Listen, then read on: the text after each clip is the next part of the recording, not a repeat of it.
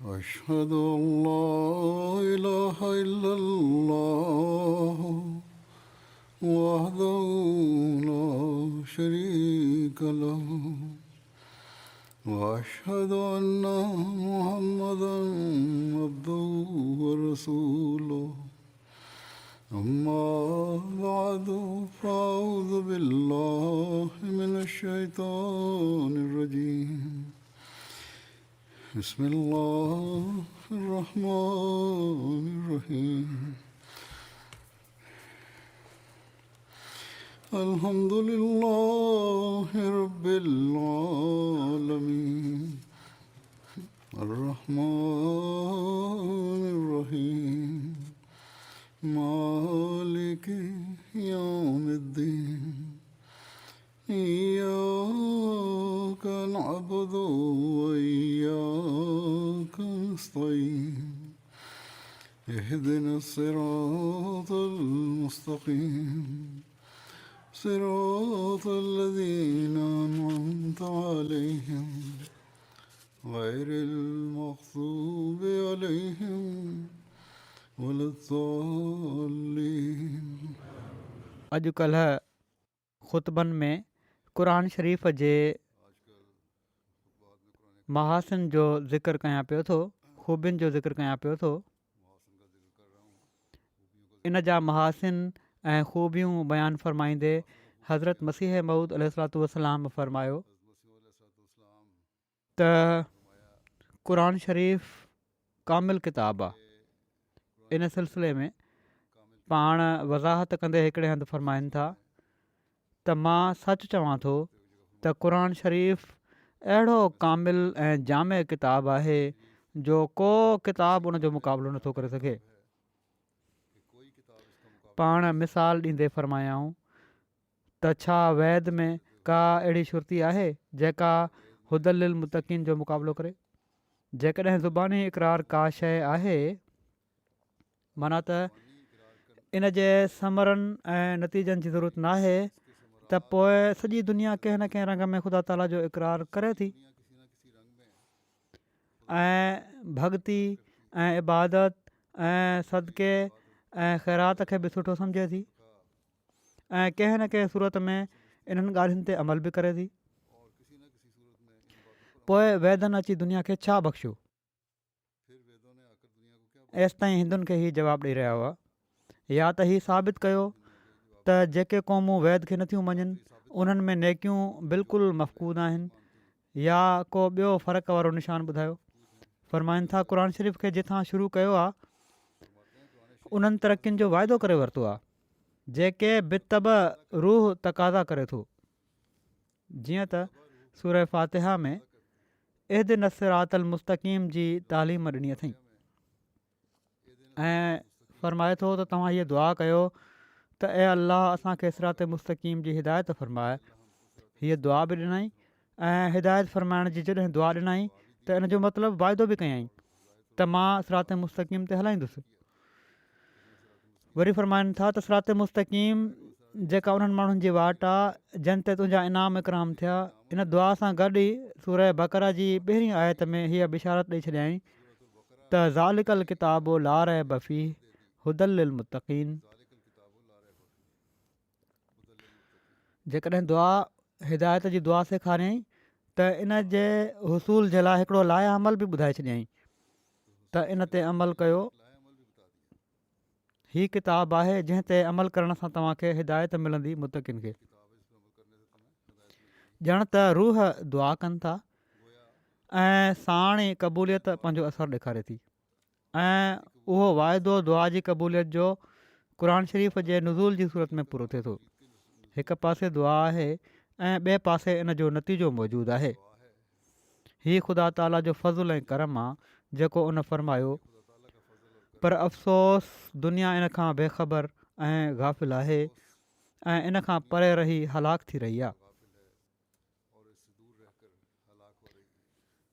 वरी पाण फ़रमाइनि था त मां वरी चवां थो त ख़ुदा जेके क़ुरान शरीफ़ जी शुरू में मुतक़िन जूं सिफ़तूं बयानु फ़रमायूं आहिनि उन्हनि खे मामूली सिफ़तुनि में रखियो अथई पर जॾहिं इंसानु क़ुर शरीफ़ ते ईमान आणे उनखे पंहिंजी हिदायत जे लाइ दस्तूरुल अमल बणाईंदो आहे त हू हिदायत जे उन्हनि आला दर्जनि ऐं रुतबनि खे हासिलु करे वठंदो आहे जेके हुदल मुतक़ीन में मक़सूद रखिया विया आहिनि।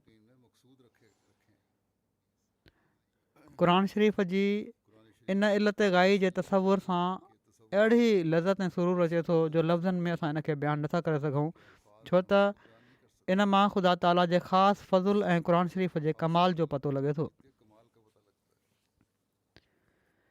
वरी इन ॻाल्हि खे खोलींदे त क़ुर शरीफ़ जी तालीम हिकिड़ी कामिल तालीम आहे।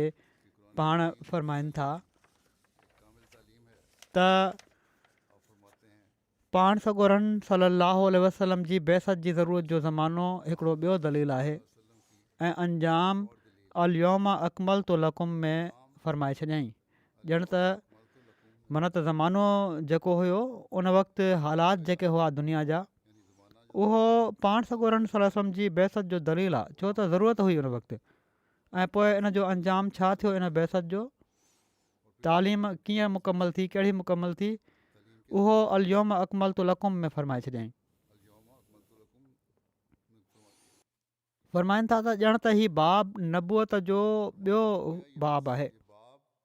इकमाल मां इहो ई मतिलबु न आहे त सूरतूं लाहे छॾियईं, ऐं पर तकमील नफ़्स ऐं ततहीर क़ल्ब कयईं। क़ुर शरीफ़ लाहे छॾियईं, तालीम ॾेई छॾियईं, किताब लाहे छॾियईं, इहो ई कमाल न आहे। ऐं पर कमाल ही आहे त नफ़्स जी हालत खे बि मुकमल करे छॾियईं। इंसान जी जेके अमल करण वारा आहिनि उन्हनि खे मुकमिल इंसान बणाए छॾियईं। क़ल्ब जी ततहीर कयईं, उन्हनि जी दिलनि खे पाक करे छॾियईं। फ़रमाइनि था त वहशिन मां इंसान, पोइ इन खां पोइ अकुलमंद ऐं बाख़लाक इंसान, ऐं पोइ बाख़ुदा इंसान बणाए छॾियईं ऐं नफ़्स जी ततहीर कयईं। ऐं नफ़्स जी ततहीर तकमील ऐं तहज़ीब नफ़्स जा मदारिज तइ करे छॾियईं।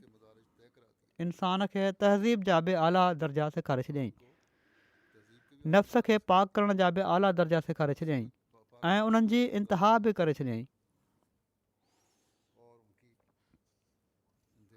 ऐं अहिड़े तरीक़े सां किताबुल्लाह खे बि पूरो ऐं कामिल करे छॾियईं। फ़रमाइनि था त एसि ताईं जो का सचाई ऐं सदाकत नाहे जेका क़ुर शरीफ़ में न हुजे। मां अग्निहोत्री खे केतिरा ई भेरा चयो, हीअ हिंदुनि जी मज़हबी तनज़ीम जा हिकिड़ा बानी हुआ। पहिरियां हिकिड़े फ़िरके में हुआ, पोइ उन्हनि पंहिंजो फ़िरको शुरू कयो या तनज़ीम शुरू कयऊं।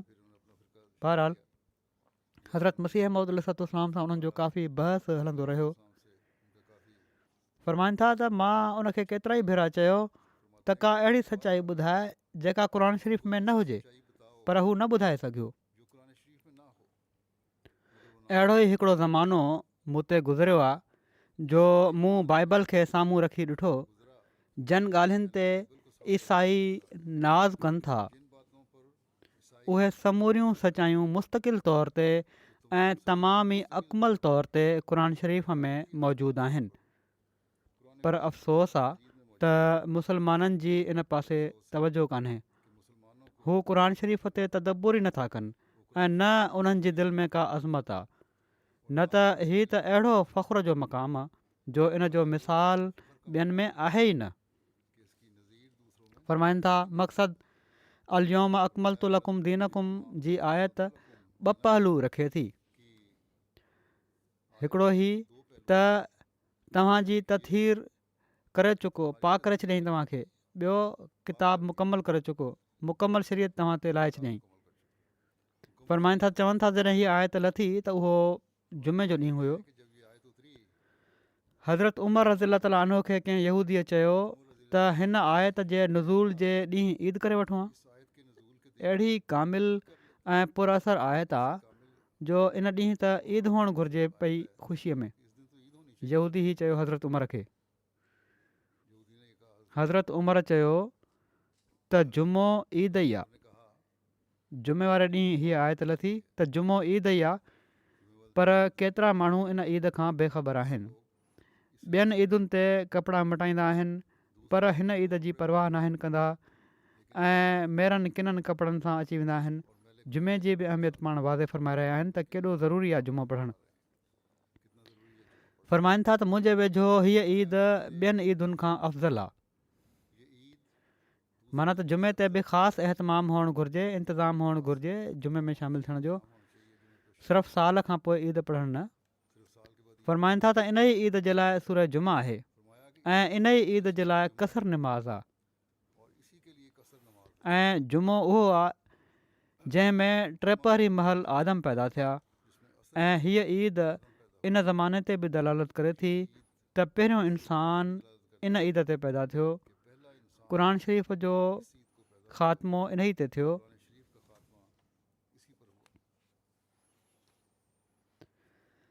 वरी इन ॻाल्हि जी वज़ाहत फ़रमाईंदे त क़ुर शरीफ़ हदीस ते काज़ी आहे।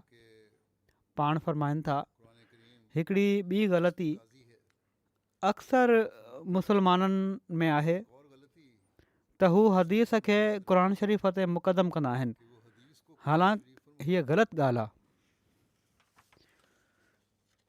क़ुर शरीफ़ हिकिड़ो यकीनी मरतबो रखे थो ऐं हदीस जो मरतबो ज़नी आहे। क़ुर शरीफ़ जी तालीम त हिकिड़ी यकीनी तालीम आहे, पर हदीस खे असीं यकीनी नथा चई सघूं। उहे त केतिरियूं ई रिवायतूं बाद में गॾु थियूं आहिनि। फ़रमाइनि था हदीस काज़ी न आहे ऐं पर क़ुर उन ते काज़ी आहे। फ़ैसिलो करणु क़ुर जो कमु आहे। हा, हदीस क़ुर शरीफ़ जी तशरीह आहे। केतिरियूं हदीसूं आहिनि जिन मां तशरीह मिली थी वञे आयत जी, उनखे पंहिंजे मरतबे ते रखणु घुरिजे। हदीस खे इन हद ताईं मञणु ज़रूरी आहे त क़ुर शरीफ़ जे मुख़ालिफ़ न बीहे ऐं उन जे मुताबिक़ हुजे, पर जेकॾहिं इन जे मुख़ालिफ़ हुजे त उहा हदीस न आहे ऐं पर मरदूद कौल आहे। पर क़ुर शरीफ़ खे सम्झण वास्ते हदीस ज़रूरी आहे। पर साण ही बि यादि रखो त हदीस में केतिरियूं हदीसूं अहिड़ियूं आहिनि जिन मां किन आयतुनि जी वज़ाहत थिए थी। तंहिं करे रिवायतूं आहिनि किन बुज़ुर्ग असाबनि जूं, इन लाइ उनखे सम्झण बि घुरिजे। पर ही ख़्यालु रखो त हदीस क़ुर शरीफ़ जे मुख़ालिफ़ न हुजे। वरी फ़रमाइनि था त क़ुर शरीफ़ में जेके अलाह ताला जा हुक्म नाज़िल थिया आहिनि, पाण सॻोरनि सल्लल्लाहु अलैहि वसल्लम उनखे अमली रंग में करे ऐं कराए ॾेखारे छॾियो ऐं हिकिड़ो नमूनो क़ाइमु करे छॾियऊं। जेकॾहिं हीउ नमूनो न हुजे हा त इस्लाम सम्झ में न अची सघे हा। पर असुल क़ुर आहे। के अहले कश्फ पाण सॻोरनि सल्लल्लाहु अलैहि वसल्लम खां सयूं सदियूं अहिड़ियूं हदीसूं ॿुधंदा आहिनि जेके ॿियनि खे मालूम न थियूं, या त मौजूदा हदीसुनि जी तस्दीक़ करे वठंदा आहिनि। हज़रत मसीह मौद इस्लाम पंहिंजे बारे में बि लिखियो आहे त मां बि कुझु हदीसूं पाण सॻोरनि सल्लल्लाहु अलैहि वसल्लम खां सौ सदो ॿुधियूं आहिनि। वरी क़ुर जी फ़साहत जे बारे में बयानु फ़रमाईंदे पाण फ़रमाइनि था त क़ुर शरीफ़ इबारत में एतिरे क़दुरु फ़साहत ऐं मज़ूनियत ऐं लताफ़त ऐं नरमी ऐं आबताब रखे थो जो जेकॾहिं कंहिं सरगरम नुक्ताचीन ऐं सख़्तु इस्लाम जे मुख़ालिफ़ खे जो जेको अरबी जी इमला ऐं इनशा में कामिल महारत रखंदो हुजे, हाकिम बाख़्तियार तरफ़ां हीउ पुरतहदीद हुकुम ॿुधायो वञे त जेकॾहिं तूं मिसाल तौरु 20 सालनि जे वक़्त में जो ॼण त हिकिड़ी उमिरि जी मियाद आहे, इन तौर ते क़ुर शरीफ़ जो मिसाल पेश करे न ॾेखारी जो क़ुर शरीफ़ जे कंहिं हंधा सिर्फ़ु 2-3 सिटुनि जो ई को मज़मून वठी या उन जे बराबरि या इन खां बहितर का नई इबारत बणाए अचु जंहिंमें उहो सॼो मज़मून पंहिंजे समूरे दक़ाइक़ ऐं हक़ाइक़ समेत अची वञे ऐं इबारत बि अहिड़ी बलीग ऐं फसीह हुजे जहिड़ी क़ुर जी त तोखे इन इज़त जे करे, इन लाचारी जे करे मौत जी सज़ा ॾिनी वेंदी, त पोइ बि हू सख़्तु दुश्मनी ऐं डपु ऐं खुआरी ऐं मौत जे ख़ौफ़ जे बावजूदु मिसाल बणाइण ते हरगिज़ क़ादिर नथो थी सघे। भली खणी दुनिया जे सवें ज़बानदाननि ऐं इनशा परदादनि खे पंहिंजो मददगार बणाए वठे। हाणे हिकु पासे ख़ौफ़ बि आहे, उनखे 20 सालनि जो वक़्तु बि फ़रमाइनि था ॾिनो वञे हाकिम तरफ़ां त क़ुर शरीफ़ जहिड़ो मिसाल बणाए अचु, कुझु आयतूं ई बणाए खणी अचु, कुझु सिटूं ई बणाए खणी अचु, पर हू हुन जे बावजूदु नथो आणे सघे। हीअ आहे कमाल क़ुर शरीफ़ जो ऐं उन जी फ़साहत जो। पाण फ़रमाइनि था त हीअ का ख़्याली ऐं फ़र्ज़ी ॻाल्हि न आहे ऐं पर जॾहिं खां जो क़ुर शरीफ़ नाज़िल थियो आहे हीअ चैलेंज दुनिया जे साम्हूं आहे त खणी अचो तव्हां। अॼु बि के इस्लाम जा मुख़ालिफ़ इन जो मिसाल आणण जी कोशिशि कंदा आहिनि। रोज़ को न को शो छॾे छॾींदो आहे ऐं हीअ दावा कंदा आहिनि त असां मिसाल पेश था कयूं, पर क़ुर शरीफ़ जी फ़साहत ऐं बलागत जे वेझो बि नथा पहुची सघनि, सिर्फ़ु दावाऊं आहिनि। हज़रत मसीह मऊद अलैहिस्सलातु वस्सलाम फ़रमाइनि था त फ़साहत बलागत में इन जो मुक़ाबिलो नामुमकिन आहे। मिसाल तौरु सूरह फ़ातिहा जी मौजूदा तरतीब छॾे का ॿी तरतीब इस्तेमालु कयो त उहे मतालिब आलिया ऐं मक़ासिद उज़मा जेके हिन तरतीब में मौजूदु आहिनि मुमकिन नाहे त उहे कंहिं ॿी तरतीब में बयानु थी सघनि। कहिड़ी बि सूरत वठो, तोड़े कुल हो अल्लाह अहद ई छो न हुजे, जेतिरे क़दुरु नरमी ऐं मुलातफ़त जी रिआयत खे मलहूज़ रखी इन में मारिफ़ ऐं हक़ाइक़ आहिनि उहे को ॿियो बयानु न करे सघंदो। हीअ बि फ़क़ति क़ुर जो इजाज़ आहे। मूंखे हैरत थिए थी त जॾहिं के नादान मक़ामात हरीरी या सबा मौलिका ही 2 किताब आहिनि उन्हनि खे बेनज़ीर ऐं बेमिसल चवनि था त उहे तमामु आला किताब आहिनि, उन्हनि जो त को मिसाल ई कोन्हे। फ़रमाइनि था त ऐं अहिड़ी तरीक़े सां क़ुर शरीफ़ जे उन जहिड़े न हुअण ते हमिलो करणु चाहिनि था, पर हू एतिरो नथा सम्झनि त अवल त हरीरी जे मुसनिफ़ किथे बि इन जे बेनज़ीर हुअण जी दावा नाहे कई ऐं ॿियो ही त मुसनिफ़ हरीरी ख़ुदि क़ुर शरीफ़ जी एजाज़ी फ़साहत जो क़ाइल हो। इन खां अलावा मोतरज़ीन एतिराज़ करण वारा रास्ती ऐं सदाकत खे ज़हन में न रखंदा ऐं पर उन्हनि खे छॾे सिर्फ़ु लफ़्ज़नि ॾांहुं वेंदा आहिनि। मथे बयानु कयल किताब हक़ ऐं हिकमत खां ख़ाली आहिनि। एजाज़ जी ख़ूबी ऐं सबबु त इहो ई आहे त हर हिकु क़िस्म जी रिआयत खे नज़र हेठि रखे, फ़साहत ऐं बलागत बि हथां वञणु न ॾे, सदाकत ऐं हिकमत बि न छॾे। ही मौजूदो सिर्फ़ु क़ुर शरीफ़ जो आहे त फ़साहत ऐं बलागत बि आहे, सचाई बि आहे, हिकमत जूं ॻाल्हियूं बि आहिनि, जेको आफ़्ताब वांगुरु रोशन आहे ऐं हर पहलू खां पंहिंजे अंदरि एजाज़ी ताक़त रखे थो।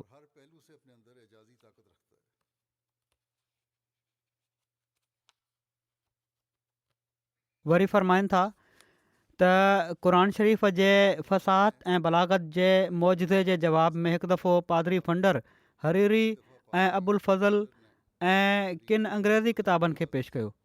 काफ़ी टाइम जी ॻाल्हि आहे। असां उन वक़्तु बि इहो ई सोचियो हुयो त हीउ कूड़ ॻाल्हाए थो, छो त अव्वल त हिननि मुसनिफ़नि कॾहिं हीअ दावा नाहे कई त उन्हनि जो कलाम बेमिसल आहे ऐं पर हू त ख़ुदि पंहिंजी घटि हैसियत जो हमेशह इक़रार कंदा रहिया आहिनि ऐं क़ुर शरीफ़ जी तारीफ़ कनि था। ॿियो हिननि माण्हुनि जे किताबनि में माना लफ़्ज़नि जे ताबे थी हले थी, सिर्फ़ु लफ़्ज़ जोड़ियल हूंदा आहिनि। काफ़ीअ जे वास्ते हिकिड़े लफ़्ज़ जे मुक़ाबिल ॿियो लफ़्ज़ ॻोल्हियो वेंदो आहे ऐं कलाम में हिकमत ऐं मारिफ़ जो लिहाज़ नाहे हूंदो ऐं क़ुर शरीफ़ में इल्तिज़ाम आहे हक़ ऐं हिकमत जो, सचाई बि आहे, हिकमत बि आहे, सिर्फ़ु लफ़्ज़नि खे जोड़णु नाहे, उन में ख़ूबसूरती पैदा नाहे कई वई। फ़रमाइनि था त असुल में इन ॻाल्हि खे निभाइणु त हक़ ऐं हिकमत जे कलमात सां काफ़ियो बि सही हुजे, हीअ ॻाल्हि अलाह ताला जी ताईद सां हासिलु थींदी आहे। हीअ असुलु शइ आहे त हक़ ऐं हिकमत बि हुजे ऐं काफ़ियो बि सही हुजे, तॾहिं पतो लॻंदो आहे त अलाह ताला जी ताईद आहे। न त इंसाननि जा कलाम अहिड़ा हूंदा आहिनि जहिड़ो की हरीरी वग़ैरह जा। वरी पाण हिकिड़ी मजलिस में फ़रमाइनि था इन बारे में वधीक त तफ़सीर एजाज़ुल मसीह जे बारे में हीउ ज़िक्र हुयो त मुख़ालिफ़नि मां कंहिंखे ख़ुदा हीअ ताक़त नाहे ॾिनी त उनजो मुक़ाबिलो करे सघे। हीअ तफ़सीर ज़िक्र थी रहियो हुयो। इन ते हज़रत मसीह मऊद अलैहिस्सलाम फ़रमायो, हिकिड़ी मजलिस में हीउ ज़िक्र थी रहियो हुयो हज़रत मसीह मऊद अलैहिस्सलाम जी। पाण फ़रमायाऊं त क़ुर शरीफ़ जे हिकिड़ो मौजज़ो हुअण जे बारे में 2 मज़हब आहिनि। हिकिड़ो त हीउ त ख़ुदा ताला मुख़ालिफ़नि खां सर्फ़ हिमत करे छॾियो, माना त उन्हनि माण्हुनि खे तौफ़ीक़ न थी त हू इन वक़्तु मुक़ाबले में कुझु करे ॾेखारनि हा। ऐं ॿियो मज़हब जो जेको सही ऐं सचो ऐं पको मज़हब आहे ऐं असांजो बि उहो ई मज़हब आहे, उहो ई आहे त मुख़ालिफ़ ख़ुदि इन ॻाल्हि में लाचार हुआ त मुक़ाबिलो करे सघनि हा। असुल में इन्हनि जा इल्म ऐं अकुल खसिजी विया हुआ। क़ुर शरीफ़ जो मौजूदो असांजे तफ़सीरुल क़ुर जे मामले मां ख़ूब सम्झ अची सघे थो। हज़ारे मुख़ालिफ़ मौजूदु आहिनि जेके आलिम फाज़िल चवराइनि था। केतिरा ई गैरत ॼाणाइण वारा लफ़्ज़ बि इश्तिहार में लिखिया विया, पर को ईअं न करे सघियो जो इन निशान जो मुक़ाबिलो करे हा। सो इनखे हुज़ूर जे किताबनि खे असांखे पढ़णु घुरिजे इन नज़रिए सां बि, क़ुर शरीफ़ जी तरह सम्झ अचे जीअं।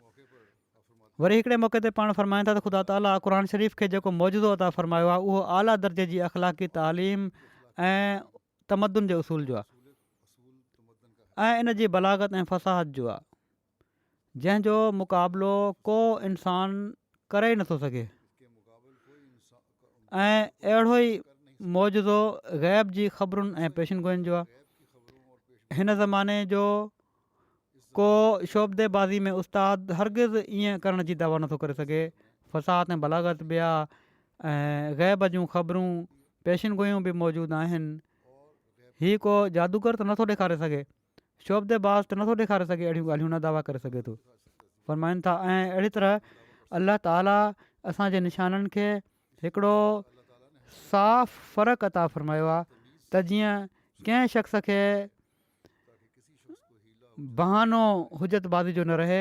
ऐं अहिड़ी तरह ख़ुदा ताला पंहिंजे निशाननि खे खोले खोले ॾेखारियो आहे जंहिंमें को शक शुबो पंहिंजो दख़ल पैदा नथो करे सघे। वरी क़ुर शरीफ़ जी फ़साहत जे बारे में पाण फ़रमाइनि था, माण्हुनि जी फ़साहत ऐं बलागत लफ़्ज़नि हेठि हूंदी आहे ऐं इन में सवाइ काफ़ीअ बंदी जे ॿियो कुझु न आयो हूंदो। जीअं हिकिड़े अरब लिखियो आहे त साफ़र तो इला रूम व अना अला जमल मालूम, मां रोम ॾांहुं रवानो थियुसि ऐं मां हिकिड़े अहिड़े उठ ते सुवार थियुसि जंहिंजो पेशाब बंदि हो। हाणे हीअ लफ़्ज़ सिर्फ़ु काफ़िया बंदी वास्ते आंदा विया। हीअ क़ुर शरीफ़ जो एजाज़ आहे त इन में सभई लफ़्ज़ ईअं मोती वांगुरु पोया विया आहिनि ऐं पंहिंजी जॻह ते रखिया विया आहिनि जो को हिकिड़े हंधा खणी ॿिए हंधि नथो रखे सघिजे ऐं कंहिंखे ॿिए लफ़्ज़ सां मटे नथो सघिजे। पर इन जे बावजूदु इन जी काफ़िया बंदी ऐं फ़साहत ऐं बलागत जूं समूरियूं ॻाल्हियूं हुन में मौजूदु आहिनि। वरी क़ुर शरीफ़ जी फ़साहत ऐं बलागत जो हुस्न बयानु कंदे फ़रमाइनि था, हिकिड़ी मजलिस में पाण फ़रमायाऊं त जेतिरे क़दुरु ही निशान ऐं आयतूं हिते ज़ाहिर थी रहियूं आहिनि, हीअ दर हक़ीक़त रसूलुल्लाह सल्लल्लाहु अलैहि वसल्लम जूं ई करामतूं ऐं मौजज़ा ऐं हीअ पेशिन गोयूं क़ुर शरीफ़ जूं ई पेशिन गोयूं आहिनि, छो त संदनी इतबा ऐं क़ुर शरीफ़ जी तालीम जा समरात आहिनि। ऐं हिन वक़्तु को ॿियो मज़हब अहिड़ो न आहे जंहिंजो पोइ लॻ ऐं मुतबे हीअ दावा करे सघे थो त हू पेशिन गोयूं करे सघे थो या उनखां मौजज़ा ज़ाहिर थियनि था। तंहिं करे इन पहलू खां क़ुर शरीफ़ जो मौजज़ो सभिनी किताबनि जे एजाज़ खां वधियलु आहे। संदन पंहिंजा मौजज़ा जेके आहिनि उहे बि क़ुर शरीफ़ जे करे आहिनि, पाण सॻुरनि सलम जी पैरवी जे करे आहिनि। वरी फ़रमाइनि था त वरी हिकिड़ो ॿियो पहलू फ़साहत ऐं बलागत अहिड़ी आला दर्जे जी ऐं मुसलम आहे जो इंसाफ़ पसंदि दुश्मननि खे बि उनखे मञिणो पियो आहे।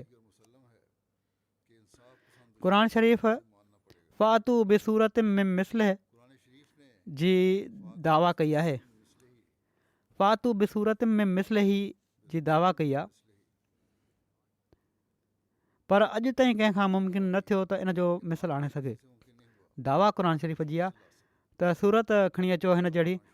अरब जेके वॾा फसी ऐं बलीग ॻाल्हाइण वारा हुआ ऐं ख़ासि मौक़नि ते वॾा वॾा मजमा कंदा हुआ ऐं उन्हनि में पंहिंजा क़सीदा ॿुधाईंदा हुआ, उहे बि इन जे मुक़ाबले खां लाचार थी पिया। ऐं पोइ क़ुर शरीफ़ जी फ़साहत बलागत अहिड़ी न आहे जो इन में सिर्फ़ु लफ़्ज़नि जो ई ततबो कयो वञे, उन्हनि जी पैरवी कयो, माना त उन्हनि खे फॉलो कयो ऐं माना ऐं मतिलबनि जी परवाह न कई वञे। ऐं पर जहिड़ा आला दर्जे जा लफ़्ज़ हिकिड़ी अजीब तरतीब सां रखिया विया आहिनि, अहिड़े तरीक़े सां हक़ाइक़ ऐं मारिफ़ खे उन्हनि में बयानु कयो विया। ऐं हीअ रिआयत इंसान जो कमु न आहे त हू हक़ाइक़ ऐं मारिफ़ खे बयानु करे ऐं फ़साहत ऐं बलागत जे मरातिब खे बि महलूज़ रखे। हिकिड़े हंधि फरमाइनि था हिकिड़े हंधि फरमाए थो अलाह ताला यतलू सोहफ़म मुतहरतन फ़ीहा कुतुबुन क़य्यिमा, माना त उन्हनि ते अहिड़ा सहाइफ़ पढ़े थो जो जिन में हक़ाइक़ ऐं मारिफ़ आहिनि। इनशा वारा ॼाणनि था त इनशा परदाज़ी में पाकीदा तालीम ऐं अख़लाक़ फ़ाज़िला खे महलूज़ रखणु तमामु ई ॾुखियो आहे। ऐं पोइ अहिड़ी मुयसरु ऐं जाज़िब तालीम जेका सिफ़ात रज़ीला खे ख़तमु करे बि ॾेखारे ऐं उन जी जॻह ते आला दर्जे जूं ख़ूबियूं पैदा करे छॾे। अरबनि जी जेका हालति हुई उहा कंहिंखां ॻुझी न आहे। हू सभिनी ऐबनि ऐं बुराइनि जो मजमूओ बणियलु हुआ ऐं सदियुनि खां उन्हनि जी हीअ हालति बिगड़ियल हुई। पर केतिरे क़दुरु संदन फैज़नि ऐं बरकतुनि में कुवत हुई जो 23 सालनि जे अंदरि सॼे मुल्क में इनक़लाब आणे छॾियऊं। हीअ तालीम जो ई असरु हुयो। फ़रमाइनि था त हिकिड़ी नंढी खां नंढी सूरत बि जेकॾहिं क़ुर शरीफ़ जी वठी ॾिठी वञे त मालूम थींदो त इन में फ़साहत ऐं बलागत जे मरातिब खां अलावा तालीम जी ज़ाती ख़ूबियुनि ऐं कमालनि खे इन में भरियो वियो आहे। सूरह इख़लास खे ॾिसो त तौहीद जे सभिनी मर्तबनि खे बयानु फ़रमायो वियो आहे। नंढड़ी सूरत आहे पर तौहीद जो पूरो मज़मून बयानु कयो वियो आहे इन में ऐं हर क़िस्म जे शिरकनि जो रद्द कयो वियो आहे। अहिड़ी तरह सूरह फ़ातिहा खे ॾिसो, केॾो न एजाज़ आहे। नंढड़ी सूरत जंहिंजूं 7 आयतूं आहिनि पर दरअसल सॼे क़ुर शरीफ़ जो फ़न ऐं ख़ुलासो ऐं लिस्ट आहे। ऐं वरी इन में ख़ुदा ताला जी हस्ती, उन जूं सिफ़तूं, दुआ जी ज़रूरत, उन जी क़बूलियत जा असबाब ऐं ज़रिया, मुफ़ीद ऐं फ़ाइदेमंद दुआउनि जो तरीक़ो, नुक़सान रसाईंदड़ वाटुनि खां बचण जी हिदायत सेखारी आहे। उते दुनिया जे सभिनी बातिल मज़हबनि जो रद्द बि इन में मौजूदु आहे। हिन सूरह फ़ातिहा में नंढड़ी सूरत में सभई ॻाल्हियूं अची वियूं। अक्सर किताबनि ऐं अहले मज़हब खे ॾिसंदव त हू ॿियनि मज़हबनि जूं बुरायूं ऐं नुक़्स बयानु कंदा आहिनि ऐं ॿियनि तालीमुनि ते नुक़्ताचीनी कंदा आहिनि। पर हिननि नुक़्ताचीनियुनि खे पेश कंदे ही को अहले मज़हब नाहे कंदो जो इन जे बिलमुक़ाबिल का उम्दा तालीम बि पेश करे ऐं ॾेखारे त जेकॾहिं मां फ़लाणी ख़राबु ॻाल्हि खां बचाइणु चाहियां थो त इन जे बदिरां हीअ सुठी तालीम ॾियां थो। हीअ कंहिं मज़हब बि न आहे।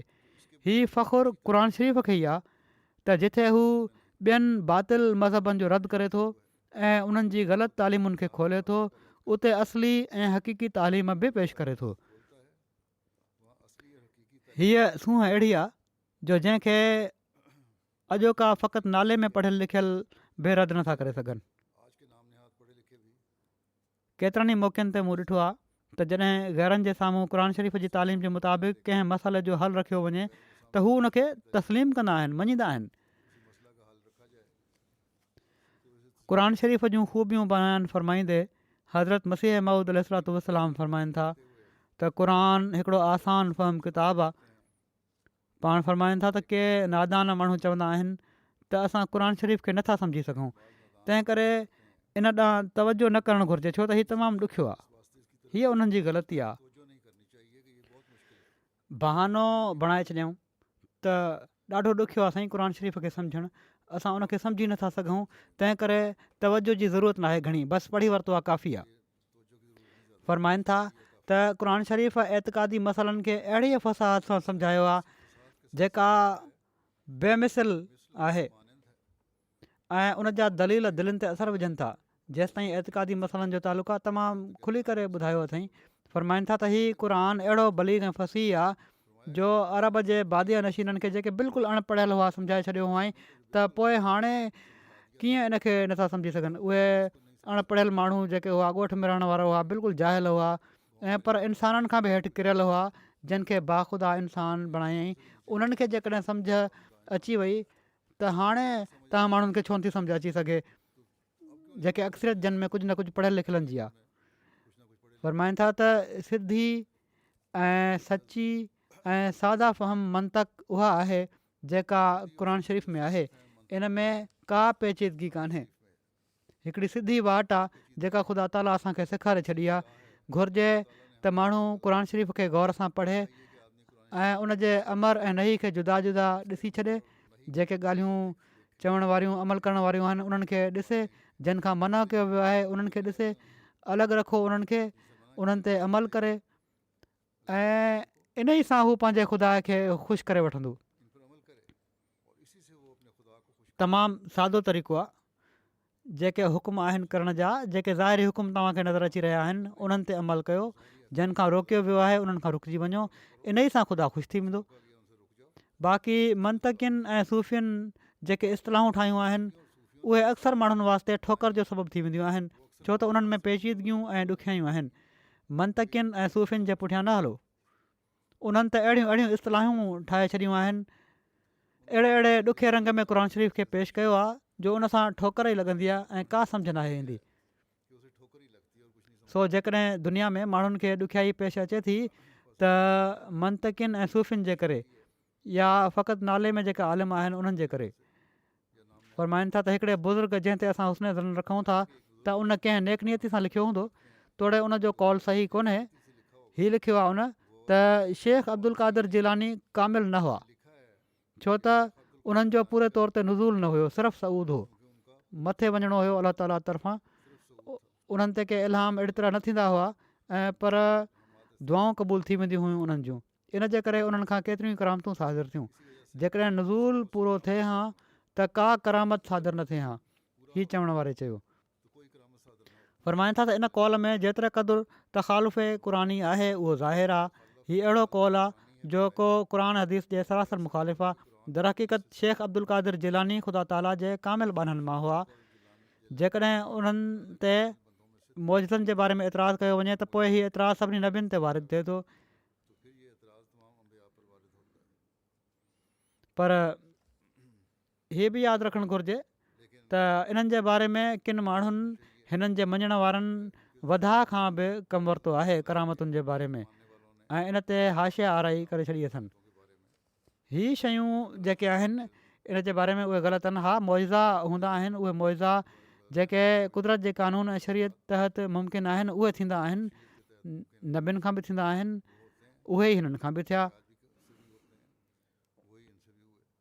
फ़रमाइनि था त इन्हनि सूफ़ियुनि जी ग़लति इस्तलाहुनि जी पैरवी जो नतीजो आहे जंहिंजी तस्दीक क़ुर ऐं हदीस मां नथी मिले। जेको या त हिकिड़ी धुर आहे बिल्कुलु मञे ई कोन्ह थी, या ॿी जेका आहे मञे थी उहा एॾे वधीक वधा खां कमु थी वठे जो उन हद ई करे छॾी आहे।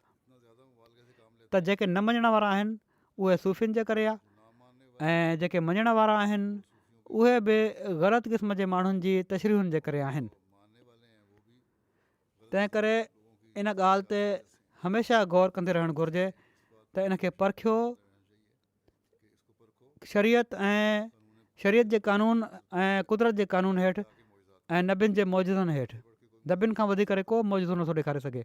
क़ुर शरीफ़ हक़ीक़ी ख़ुदा खे पेश करे थो। इन बारे में पाण फ़रमाइनि था त ख़ुदा ताला जो शुकुरु आहे त क़ुर शरीफ़ अहिड़ो ख़ुदा पेश नाहे कयो जेको अहिड़ो नाक़िस सिफ़तुनि वारो हुजे जो न उहो रूहनि जो मालिक आहे, न ज़रनि जो मालिक आहे, न उन्हनि खे निजात ॾेई सघे थो, न कंहिंजी तौबा क़बूल करे सघे थो। ऐं पर असां क़ुर शरीफ़ जी रूह खां उन ख़ुदा जा बाना आहियूं जेको असांजो ख़ालिक आहे, असांजो मालिक आहे, असांजो राज़िक आहे, रहमान आहे, रहीम आहे, मालिक यौमुद्दीन आहे। मोमिननि जे लाइ हीउ शुक्र जो मक़ाम आहे त उन असांखे अहिड़ो किताबु अता कयो जेको इन जी सही सिफ़तुनि खे ज़ाहिर करे थो। हीअ ख़ुदा ताला जी तमामु वॾी नेमत आहे। हज़रत मसीह मौद अलैहिस्सलाम जे इल्म ऐं मारिफत ऐं क़ुर शरीफ़ जी ख़ुसूसियतुनि ऐं मक़ाम रुतबे जूं ॻाल्हियूं इनशा आईंदा बि बयानु थींदियूं। हिन वक़्तु मां हिते ख़तमु थो कयां। अलाह ताला असांखे हिननि ॻाल्हियुनि खे सम्झण ऐं अमल करण जी ऐं क़ुर शरीफ़ खे पढ़ण जी ऐं सम्झण जी तौफ़ीक़ अता फ़रमाए। किन छो त हाणे मां किन मरहूमनि जो बि ज़िक्र करिणो आहे, ख़ासि तौर ते बांग्लादेश जे शहीद जो ज़िक्र करिणो आहे। इन खां पोइ मां जनाज़े जी नमाज़ बि पढ़ाईंदुसि, तंहिं करे हाणे मां उहो ज़िक्र कयां थो।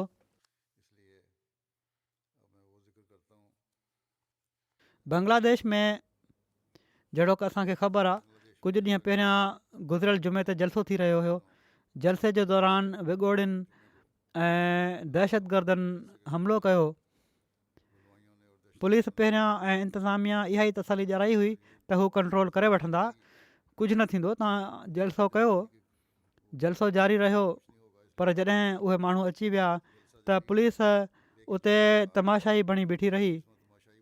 एसि ताईं जो कुझु कलाक गुज़रण खां पोइ वरी जॾहिं मथां उन्हनि खे हुकुम मिलियो त उन्हनि पोइ एक्शन वरितो, पर उन वक़्त ताईं घणो कुझु थी चुको हुयो। बहरहाल इन फ़साद में असांजो हिकिड़ो भाउ ॿारड़ो ज़ाहिद हसन साहब बि शहीद थिया, जेके अबू बकर सिद्दीक़ साहब ऑफ बांग्लादेश जा पुट हुआ। इन्ना लिल्लाहि व इन्ना इलैहि राजिऊन।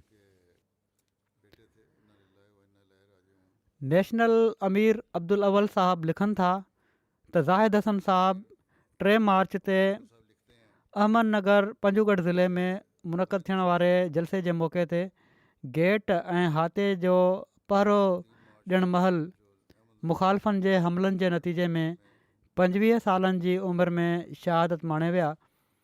इन्ना लिल्लाहि व इन्ना इलैहि राजिऊन। मरहूम 2019 में बैत कई हुई। 3 महीननि खां पोइ ई वसियत जी दरख़्वास्त जमा कराए छॾी हुअऊं। हिननि जो ख़ानदान अहल हदीस फ़िरक़े सां तालुक़ु रखंदो हुयो। अहमदियत क़बूल करण खां पोइ शहीद मरहूम पंहिंजे वालदेन खे तबलीग करणु शुरू करे ॾिनी, जंहिंजे नतीजे में 2020 में हिननि जे वालदेन बि बैत करण जी सआदत हासिलु कई। बैत खां पोइ शहीद मरहूम बाक़ाइदा मूंखे ख़त बि लिखंदा हुआ। हिननि जी बैत अहमदी थियण जो वाक़ियो जेको आहे हीअं त हिननि जा हिकिड़ा क्लास फेलो हुआ मोहम्मद रिफ़त हसन, जेके बोगरा शहर में 15 यूनिवर्सिटी ऑफ साइंस में पढ़ंदा हुआ। ही ॿई साइंस एंड टेक्नोलॉजी में BSc करे रहिया हुआ ऐं उन अहमदी दोस्त ॿारड़े हिननि खे तबलीग कई ऐं 2 सालनि जी तबलीग खां पोइ जॾहिं हिननि ते अहमदियत जी सचाई ज़ाहिर थी त हिननि बैत करे वरिती। लिखनि था अवल साहब त जलसे सालाने जे शुरूआति खां जलसागाह जे चइनी पासनि खां मुला माण्हू पंहिंजे टोलनि सां जलसागाह जी भित ऐं ओलाहे हिसे में मौजूदु गेट ते हमिलो करणु लॻा। पथराउ खां अलावा देसी असले सां ई माण्हू हमला करे रहिया हुआ। कुहाड़नि सां, लोही शीखुनि सां ऐं जिथे बि मौक़ो मिलियो हू बाहि लॻाईंदा रहिया। ख़ुदाम वॾी दिलेरी सां पंहिंजूं ड्यूटियूं बजाणींदा रहिया। उमूमी तौर ते त ॿाहिरि वञण जो न हुयो, सवाइ जंहिंजी ड्यूटी लॻल हुई उन्हनि खे। सभई माण्हू ख़ुदाम अंदरि ई हुआ, अंदरां ई हिफ़ाज़त करे रहिया हुआ। चवनि था त जलसो शुरू थियण जे पौणे 2 कलाकनि खां पोइ जॾहिं हमलेवार माण्हू भित जो हिकिड़ो हिसो भञण में कामयाबु थी विया त पोइ ख़ुदाम खे हर क़ीमत ते भित ऐं जलसागाह जी हिफ़ाज़त यकीनी बणाइण जे लाइ चयो वियो। उन वक़्तु गेट नंबर 1 ते मुतयन ज़ाहिद हसन शहीद पंहिंजे साथियुनि सां गॾु गेट मां निकिरी जलसागाह जी भित ते हमिलो करण वारनि खे हटाइण जे लाइ तमामु सूरत ऐं बहादुरी सां वञी पहुता। एतिरे में हिकिड़ो मौक़ो अहिड़ो आयो जो मुक़ाबिलो कंदे कंदे ही साथियुनि खां विछड़ी विया। सो वझ वठी इन अकेले खे हमिलो कंदड़नि वञी पकिड़े वरितो ऐं उनजे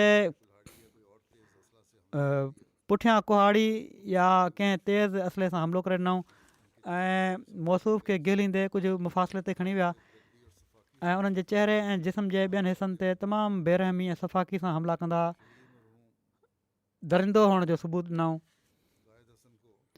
शहीद मरहूम ज़ाहिद हसन खे एॾी बेदर्दी सां क़तलु कयो वियो जो उनखे सुञाणण में 2 कलाक लॻा। हीअ आहे हिननि मुस्लमाननि जो हाल। अलाह ऐं रसूल जे नाले ते ज़ुल्म ऐं बरबरीत जी हद करे छॾियऊं।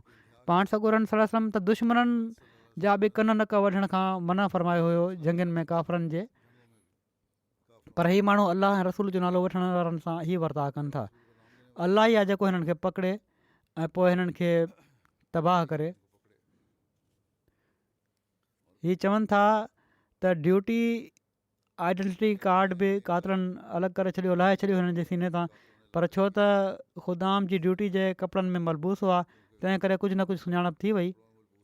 पोइ बहरहाल जॾहिं हिननि जो लाश हासिलु कयो वियो तहज्जुद जी निमाज़ खां पोइ ऐं फजर खां पोइ पोइ मौसूफ़ जो जनाज़ो पढ़ियो वियो। जलसे में शामिलु थियण वारा हज़ारनि जे अंग में सॼे मुल्क मां आयल अहमदी इन में शामिलु थिया। जनाज़े महल सभिनी हाज़रीन ते अहिड़ी हालत तारी थी जंहिंजो को मिसाल नाहे। वॾी रिकत तारी हुई उते। सभई उते ख़ुदा जे हुज़ूर तड़पी रहिया हुआ। क़ानूनी मजबूरी हेठि उनखां पोइ लाश जो पोस्टमार्टम कयो वियो ऐं वापारी खां पोइ काफ़िले सां गॾु शहीद मरहूम जो मढ़ उन्हनि जे अबाणे ॻोठ लाइ एम्बुलेंस ज़रिए रवानो कयो वियो, जिथे राति 10 बजे हिननि खे मिटीअ मां हवाले कयो वियो। शहीद मरहूम जा तमामु वेझा दोस्त अज़ीज़म रिफ़त हसन साहब चवनि था त यूनिवर्सिटी में पढ़ाई दौरान हिननि सां ॾाढी दोस्ती थी। मौसूफ़ फितरी तौर ते तमामु शरीफ़ुन नफ़्स हुआ, पर इबादतुनि में दिलचस्पी तमामु घटि हुअनि। पर अहमदियत क़बूल करण खां पोइ हिननि में इनकलाब अची वियो ऐं बाजमायत निमाज़ जा आदी थी विया। मौसूफ़ तमामु आजिज़, नरम तबियत ऐं मुनक़सिरुल मिज़ाज नौजवान हुआ। 5 सालनि जे वक़्त में चवनि था मां उन्हनि खे कॾहिं बि कंहिंसां ॾाढिया आवाज़ में ॻाल्हाईंदे न ॿुधो। मौसूफ़ जी सआदत जो पतो इन ॻाल्हि मां बि लॻे थो त बैत करण जे कुझु महीननि खां पोइ मौसूफ़ वसियत करण जी सआदत हासिलु करे वरिती। वरी चवनि था त अज़ीज़म ज़ाहिद हसन शहीद ख़ुदामुल अहमदिया जा फ़ाल रुकन हुआ। शहादत महल मौसूफ़ ढाका ऐं ब्रिसाल जा इलाक़ाई मोतमद ख़ुदामुल अहमदिया तौरु ख़िदमत बजाणे रहिया हुआ। पिणु ढाका जे मोती झील हल्के जा ज़हीम बि हुआ। इन ई मजलिस जा क़ाइद ऐं मोतमम मक़ामी जनाब ज़हरुल इस्लाम साहब चवनि था त मौसूफ़ मजलिसी कमनि में तमामु बाक़ाइदा ऐं पंहिंजे सीनियर जा ॾाढा मुती हुआ। मुफ़विज़ा ड्यूटी ऐं ख़िदमत पूरी तरह बशाशत सां पूरी कंदा हुआ। सलाम में हमेशह अॻराई कंदा हुआ, हमेशह मुरकंदा रहंदा हुआ। साल या सवा साल अॻु चवनि था त मौसूफ़ BSc पास करण खां पोइ हिकिड़ी कंपनी में सर्विस शुरू कई ऐं सर्विस जे सिलसिले में कॾहिं ढाका मां परे कंहिं जॻह ते वञिणो पवंदो हुयो त मौक़े मुताबिक़ वेझनि मजलिसुनि जो दौरो बि कंदा हुआ। उन्हनि जे फेसबुक अकाउंट में ज़ाती प्रोफाइल तौरु हीअ आयत वमई तवक्कल अलाह फ़हुव हस्बुह जो तर्जुमो लिखियलु आहे। मुरबी शरीफ़ अहमद साहब चवनि था त मां उन वक़्तु तेबाड़िया जमायत में मुतयन हुउसि जॾहिं शहीद मौसूफ़ पंहिंजे दोस्त रिफ़त हुसैन साहब सां गॾु ज़ेर तबलीग दोस्त तौरु आया। मौसूफ़ बैत करण जी ख़्वाहिश ज़ाहिर कई त मूं उन्हनि खे चयो त तव्हां अञा टाइम वठो, चङी तरह छंड छाण करे वठो। मौसूफ़ चयो त जेतोणीकि मां हिन जमायत जी सचाई जो क़ाइल त थी चुको आहियां, पर पोइ बि मां तव्हांजे चवण ते बाद में अची बैत कंदुसि। जीअं त ॿिए भेरे या उनखां हिकु भेरो अञा पोइ मौसूफ़ बैत करे वरिती हुई। बैत करण खां पोइ हीअ चवनि था मुरबी साहब त मौसूफ़ अहमदियत खे ऐं ख़िलाफ़त जे निज़ाम खे पूरी तरह सम्झण जी कोशिशि शुरू करे ॾिनी। तमामु गहराई सां इल्मु हासिलु कयूं। मूंखे बि ख़त लिखंदा रहंदा हुआ जहिड़ो की मूं ॻाल्हि कई। आख़िरी ख़त जेको हिननि लिखियो आहे उहो बि हिननि जलसे ते वेंदे लिखियो त असां ट्रेन ते जलसे ते वञूं पिया था ऐं दुश्मन जा मनसूबा तमामु ख़तरनाक आहिनि। किन जॻहुनि ते हिननि बाहियूं बि लॻायूं आहिनि, पर असीं इनशा अल्लाह ताला जलसो कंदासीं ऐं पंहिंजे ईमान जो इज़हार कयऊं ऐं पोइ हीअ बि इज़हार कयऊं त मुंहिंजा मिट माइट ॻोठ वारा सभई अहमदी थी वञनि, उहो सॼो ॻोठ अहमदी थी वञे। हीअ हिननि जो आख़िरी ख़त जेको आहे उहो हिननि लिखियो आहे। हिकिड़ा ख़ादिम बयानु कनि था त शहीद एॾा आजिज़ कारकुन हुआ जो जॾहिं बि उन्हनि खे कंहिं कमु ॾिनो त उन्हनि न कई। कॾहिं कॾहिं चवनि था मां हिननि खे भोगनि में चवंदो हुउसि त ज़ाहिद भाउ जेकॾहिं असां एॾो कमु कंदा रहियासीं त ख़तमु थी वेंदासीं। हीअ ॿुधी बि हमेशह खिली ॾींदा हुआ। शहीद मुसीब हुआ।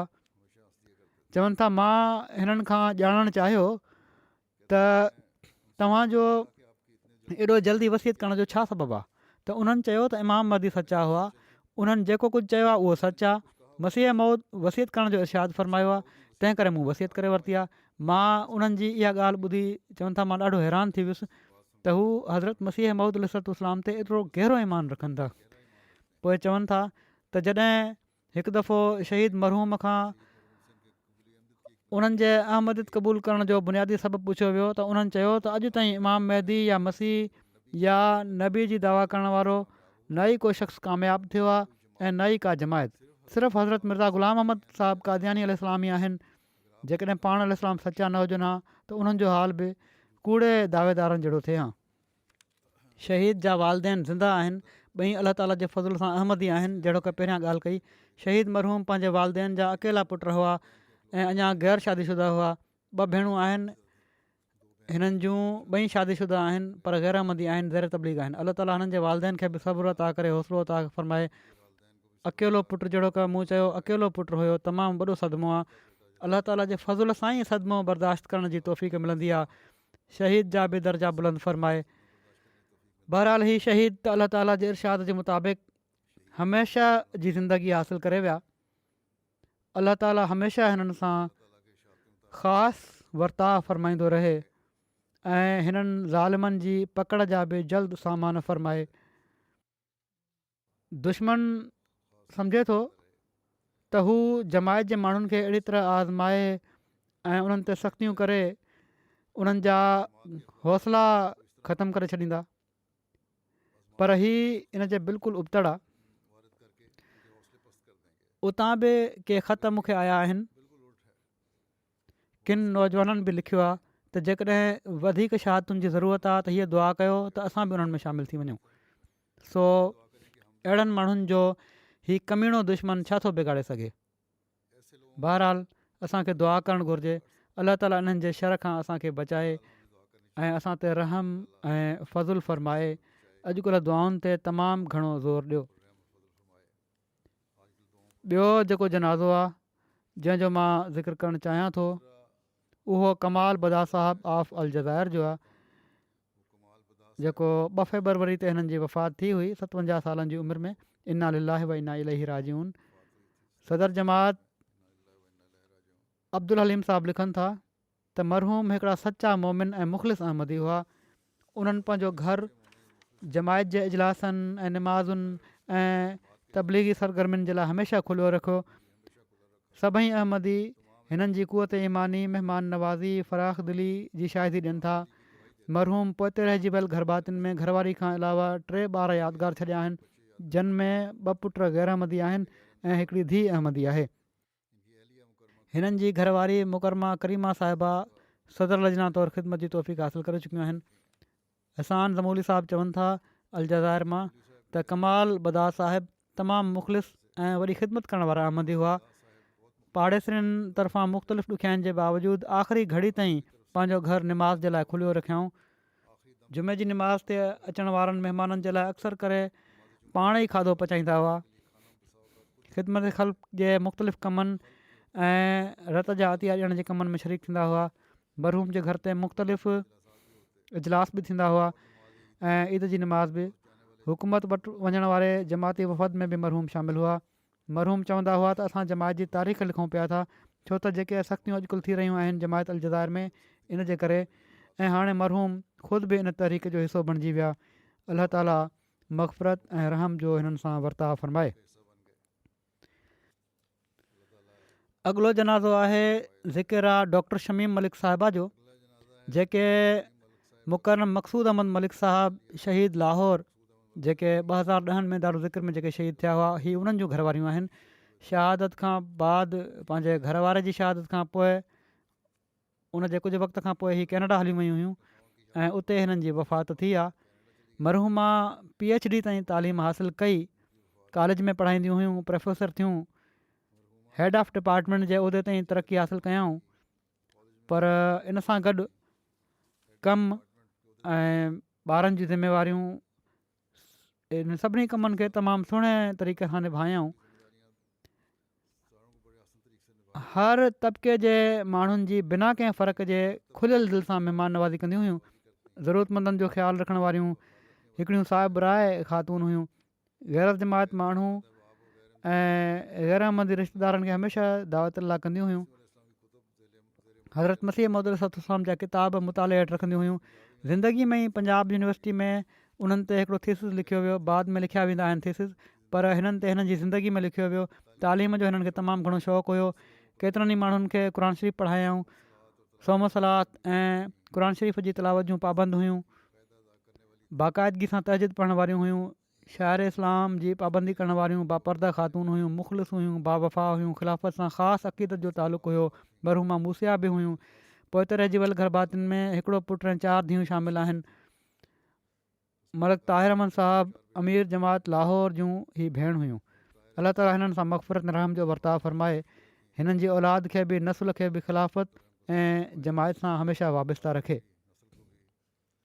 अॻिलो ज़िक्र आहे अज़ीज़म फ़रहाद अहमद, जेके इरशाद अहमद अमीनी साहब ऑफ जर्मनी जा पुट हुआ। ही 26 सालनि जी उमिरि में कुझु ॾींहं अॻु फ़ौत थी विया। इना लिल्लाहि व इना इलैहि राजिऊन। अज़ीज़म फ्रैंकफर्ट यूनिवर्सिटी में पढ़ंदा हुआ। वक़फ़े नौ जी बाबरकत तहरीक में शामिल हुआ। वफ़ात खां अॻु मजलिस ख़ुदामुल अहमदिया में लोकल ऐं रीजनल सतह ते ख़िदमत जी तौफ़ीक़ हासिलु कयऊं। मरहूम तमामु नेक, ख़ुशि मिज़ाज, फ़र्माबरदार ऐं सभिनी सां सुठी तरह मिलण वारा नौजवान हुआ। जमायती ऐं तनज़ीमी कमनि जे लाइ हमेशह तयारु रहंदा हुआ। वफ़ात खां हिकु ॾींहुं अॻु हिकिड़े जमायती प्रोग्राम में सॼो ॾींहुं ऐं पोइ राति जो बि देरि ताईं ख़िदमत बजाणींदा रहिया। ॿिए ॾींहुं वरी सुबुह मस्जिद में फजर जी नमाज़ जी अदायगी खां पोइ ख़ुदामुल अहमदिया जी हिकिड़ी मीटिंग में शामिलु थिया ऐं मीटिंग ख़तमु थियण खां पोइ पंहिंजे घर वञणु लॻा त पंहिंजी कार जे वेझो पहुता त उते हिननि जी तबियत ख़राबु थियणु शुरू थी। मुरबी साहिबु हिननि खे दरी मां ॾिठो पंहिंजे मिशन हाउस जी। हू हिननि जी मदद जे लाइ आया। एतिरे में ई पंहिंजी गाॾी में वेही त रहिया, पर तबियत तमामु घणी ख़राबु थी। लॻे पियो त शदीद, डॉक्टरनि इहो ई ॿुधायो त उन वक़्तु शदीद हार्ट अटैक थियो आहे। 3-4 मिंटनि जे अंदरि ई एम्बुलेंस बि अची वई हुई। उन्हनि तिबी इमदाद बि शुरू करे ॾिनी हुई। 45 मिंट तक़रीबन कोशिशि बि उन्हनि कई, पर ख़ुदा ताला जी तक़दीर ग़ालिब आई ऐं हू पंहिंजे मालिक सां वञी मिलिया। अज़ीज़म फ़रहाद पंहिंजे माउ पीउ जी अकेली औलाद हुआ। अलाह ताला हिननि जे वालदेन खे बि सब्र ऐं हौसलो अता फ़रमाए ऐं हिननि सां मग़फ़िरत ऐं रहम जो वर्ताव फ़रमाए, दर्जा बुलंद करे। अॻिलो ज़िक्र आहे चौधरी जावेद अहमद बिस्मिल साहिब जो, जेके अॼुकल्ह कैनेडा में हुआ। 72 सालनि जी उमिरि में हिननि जी वफ़ात थी आहे कुझु ॾींहं पहिरियां। काफ़ी वॾो वक़्तु बीमार रहिया। हीअ तहरीक जदीद जी ज़मीनुनि ते तमामु वॾो वक़्तु हिननि खे ख़िदमत जी तौफ़ीक़ मिली मैनेजर तौरु 24-25 साल। पोइ ख़ुदामुल अहमदिया ऐं ॿियनि जमायती ख़िदमतुनि जी बि हिननि खे तौफ़ीक़ मिलंदी रही। अमीर ज़िला उमरकोट तौरु बि हिननि खे ख़िदमत जी तौफ़ीक़ मिली। घरवारी ऐं 4 पुट ऐं 2 धीअरूं हिननि जे पोइ ते रहिजी वियल गरबातियुनि में शामिल आहिनि। हिननि जा पुट ताहिर अहमद साहिबु चवनि था त मुंहिंजा वालिद केतिरनि ई ख़ूबियुनि जा मालिक हुआ, दीन जा ख़ादिम हुआ, नाफ़ियुनि नास हुआ, ख़िलाफ़त सां गहरी मोहबत हुअनि ऐं हमेशह इहा ई कोशिशि हूंदी हुअनि त ख़िलाफ़त सां हिकिड़ो उन्हनि जो ख़ासि तालुक़ु क़ाइमु रहे। ग़रीबनि जो ॾाढो ख़्यालु रखण वारा हुआ। जॾहिं बि हितां वेंदा हुआ पंहिंजे ग़रीब हारियुनि जे लाइ ज़मीनदार हुआ, ज़मीनूं बि हुअनि हिननि जूं सिंध में, तोहफ़ा ऐं कपिड़ा वग़ैरह वठी वेंदा हुआ त उन्हनि जी शादियुनि ते कमु ईंदा। चवनि था महिमान नवाज़ी तमामु घणी हुई। रोज़ु असांजे घर महिमान ईंदा रहंदा हुआ ऐं तमामु सादगी सां उन्हनि जी ख़िदमत चाकरी कंदा हुआ। अलाह ताला हिननि खे दिलेर बि ॾाढो ठाहियो हुयो। हमेशह जमायती गैरत खे साम्हूं रखियऊं। जॾहिं बि मुखालफ़नि सां मुंहुं ॾियणो पियुनि, केतिरनि ई अदालती मामलनि में वॾी दिलेरी सां जमायत जी पैरवी कयऊं। इन जे करे मुखालफ़नि 2 भेरा मथनि हमिलो बि कयो हुयो, पर अलाह ताला उन वक़्तु उन्हनि खे बचाए वरितो हुते। तमामु अणथक महिनत कयऊं ऐं हमेशह जमायत जे पैसे जो बि ॾाढो क़दुरु कंदा हुआ। अलाह ताला ते तवकुल तमामु घणो कंदा हुआ। सादड़ी तबियत जा मालिक हुआ ऐं सभिनी खां वॾी ख़ूबी उन्हनि में हीअ हुई जो आख़िरी बीमारी तमामु वॾो वक़्तु हली आहे, वॾे सब्र सां उन्हनि इन खे बर्दाश्त कयो ऐं अलाह ताला जी रज़ा ते राज़ी रहिया। वफ़ात खां हिकु ॾींहुं पहिरियां चवनि था त हिननि जे मुआलिद चयो त मां अहिड़ो साबिर इंसानु पंहिंजी सॼी ज़िंदगी में कॾहिं नाहे ॾिठो, कॾहिं का शिकायत न कयऊं। जॾहिं हिननि खे ॿुधायो वियो त डॉक्टरनि लाइलाज चई छॾियो आहे, होश हवासन में हुआ कुझु थोरा घणा, ॻाल्हाइनि न पिया, ॿुधनि पिया, त वॾे इत्मिनान सां इन ॻाल्हि खे ॿुधाऊं ऐं क़बूलु कयऊं। पुटु चए थो त तहजुद पढ़णु ऐं तस्बीह पढ़ण जो ॾाढो शौक़ु हुयुनि ऐं हमेशह ख़लीफ़ा वक़्त जे लाइ सभिनी खां पहिरियां दुआ घुरंदा हुआ। असांखे बि दुआउनि जी तलक़ीन कंदा हुआ। मामला फ़हम हुआ, फ़रासत हुअनि, तमामु घणो शुकुरु करण वारा हुआ। तंगी ऐं सख़्ती खे बि बर्दाश्त कयऊं ऐं मुर्की बर्दाश्त कंदा हुआ। तमामु साफ़ दिलि जा मालिक हुआ। पोइ पुट लिखियो त बहितरीनु उस्ताद बि हुआ, असांजा शफ़ीक़ पीउ बि हुआ ऐं सभिनी ख़्वाहिशुनि खे पूरो करण वारा बहितरीनु मशवरो ॾियण वारा हुआ। तमामु मज़बूत शख़्सियत जा मालिक हुआ।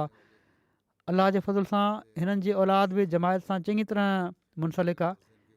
मुंहिंजो बि हिननि सां पुराणो तालुक़ु हुयो ऐं जेके ख़ूबियूं हिननि जे पुट बयानु कयूं आहिनि ऐं ॿियनि माण्हुनि बि लिखियूं आहिनि जन हिननि जे बारे में लिखियो आहे, पर मूं बि ॾिठो आहे त हीअ वाक़ई में इन्हनि ख़ूबियुनि जा मालिक हुआ। अलाह ताला हिननि सां मग़फ़िरत ऐं रहम जो वर्ताव फ़रमाए।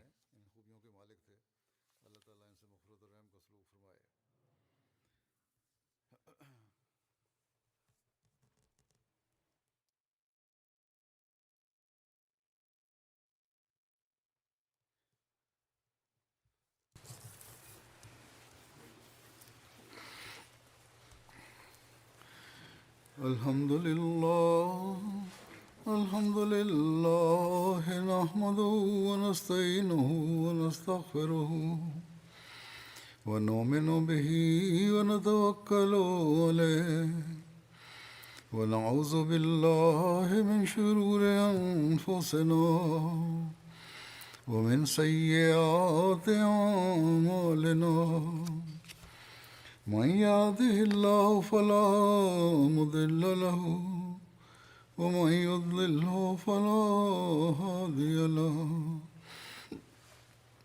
ونشهد أن لا إله إلا الله ونشهد أن محمدا عبده ورسوله عباد الله رحمكم الله إن الله يأمر بالعدل والإحسان وإيتاء ذي القربى وينهى عن الفحشاء والمنكر والبغي يعظكم لعلكم تذكرون اذكروا الله يذكركم وادعوه يستجب لكم ولذكر الله أكبر.